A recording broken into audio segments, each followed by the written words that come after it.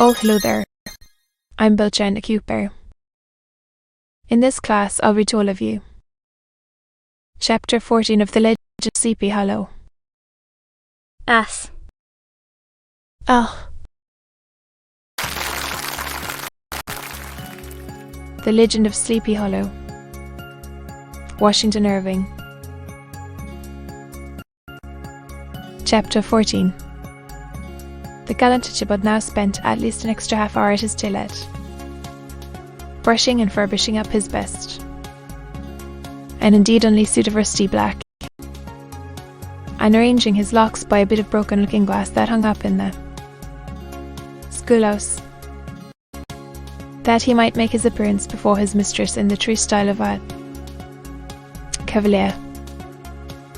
He borrowed a horse from the farmer with whom he was domiciliated, a choleric old Dutchman of the name of Hans van Rupper, and this gallantly mounted, issued forth like a knight errant in quest of adventures. But it is meet I should, in the true spirit of romantic story, give some account of the looks and equipments of my hero and his steed.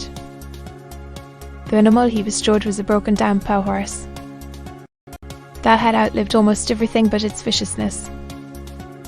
He was gaunt and jagged, with a unique and a head like a hammer. His rusty mane and tail were tingled and knotted with burrs. One eye had lost its pupil, and was glaring and spectral, but the other had the gleam of a genuine devil in it. Still, he must have had fire and metal in his day, if we may judge from the name bore of gunpowder. He had, in fact, been a favourite steed of his master's, the choleric Van Rupper, who was a furious rider, and had infused, very probably, some of his own spirit into the animal.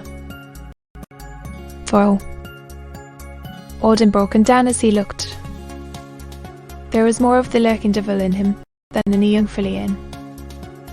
The contrary, Ichabod was a suitable figure for such a steed. He rode with short straps, which brought his knees nearly up to the pommel of the saddle. His sharp elbows stuck out like grasshoppers. He carried his whip perpendicularly in his hand, like a visitor, and as his horse jogged on, the motion of his arms was not unlike the flapping of a pair of wings. A small wool hat rested on the top of his nose, for so his scanty strip of forehead might be called, and the skirts of his black coat fluttered out almost to the horse's tail. Such was the appearance of Ichabod and his steed as they shambled out of the gate of Hans van Rupper, and it was altogether such an apparition as is seldom to be met with in. For a delight. To be continued.